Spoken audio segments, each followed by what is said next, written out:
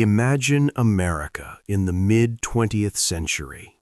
Post-war prosperity, the suburbs were booming, and everyone, in their hearts and sometimes in their garages, had a shiny, powerful dream on four wheels. It was a time when a car was more than just a means of transportation.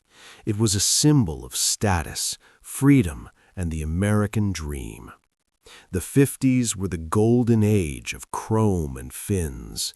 Who doesn't remember the iconic 1957 Chevrolet Bel Air with its aerodynamic shapes and vibrant two-tone paint schemes? Or the majestic Cadillacs with their striking tail fins that reached into the sky like rockets?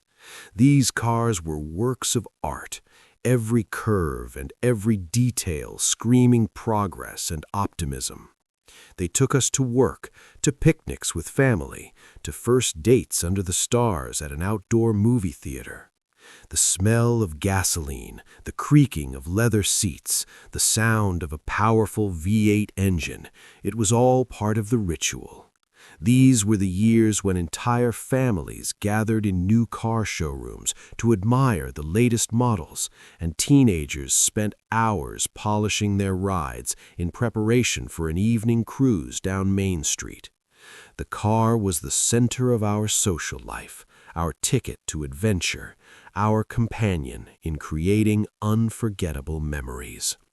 It wasn't just transportation, it was an extension of ourselves, our individuality, our thirst for freedom. It was a time when the road beckoned and the world was open to exploration behind the wheel of our American dream. As the 60s rolled around, America was undergoing a turbulent transformation, and cars were changing with it. The elegance of the 50s gave way to raw power and aggressive styling. The era of the muscle car had arrived.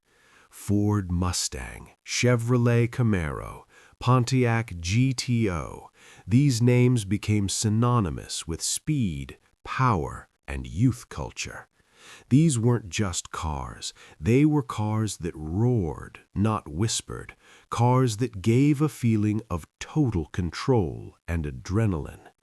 Students and young workers dreamed of a V8 under the hood, of a quick start from the traffic lights, of the opportunity to feel that raw power.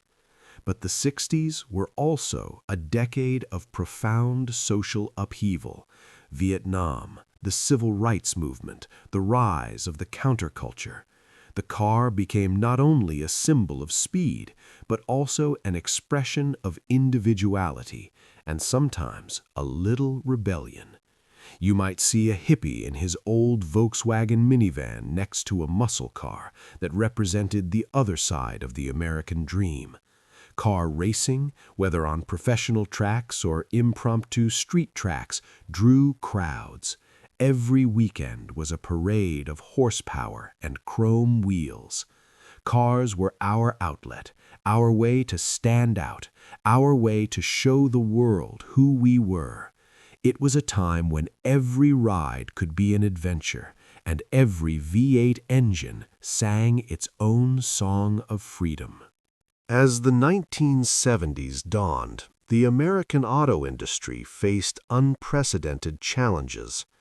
The 1973 oil crisis was a cold shower for a nation accustomed to cheap gasoline. The huge, gas-guzzling muscle cars and luxury sedans that dominated the roads suddenly became a burden. Gas prices skyrocketed, and drivers lined up in long lines to fill their tanks. This decade forced us to reassess our priorities. Fuel economy and reliability took center stage. Automakers like General Motors, Ford, and Chrysler tried to adapt by producing smaller, more fuel-efficient models, but it was a difficult transition. Imported cars from Japan and Germany began to appear on the road more often, offering exactly what consumers were looking for: fuel economy and high quality. Build quality became more important than horsepower, and fuel economy was more significant than engine size. It was a decade of compromise, where design became more angular and practical, while the chrome was more discreet. But even in these difficult times, American engineers and designers continued to work, striving to regain lost confidence. This wasn't just an economic test, it was a test of the entire automotive lifestyle we cherished. By the late 1970s and throughout the 1980s, the American auto industry began to reinvent itself. The lessons of the oil crisis had been learned, and the emphasis shifted to innovation, technology, and improved quality. This was a time when computers began to permeate design and manufacturing, and aerodynamics became a key factor. We saw the emergence of cars like the Chevrolet Corvette C4, with its futuristic design, or the Ford Taurus, which set new standards for family sedans. Designs became smoother and more streamlined, and technologies like electronic fuel injection and advanced safety systems became the norm. Cars of the 1980s may not have had the same wild allure of the muscle cars or the extravagance of the fins, but they were smarter, more reliable, and more adaptable to a changing world. This decade laid the foundation for the modern auto industry, showing that American manufacturers were capable of transformation and competition on a global level. Our roads were still full of memories of the past, of powerful engines, of distant journeys, of first kisses in a car.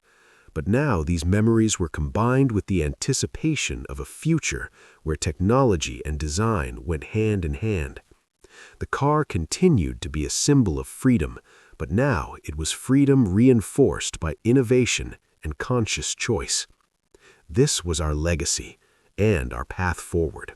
By the very end of the 1980s and the dawn of the 1990s, the American auto industry had reached a new level of maturity. Lessons from the crises weren't simply learned, they were translated into a drive for global competitiveness. This was the decade when comfort and convenience became as important as fuel efficiency.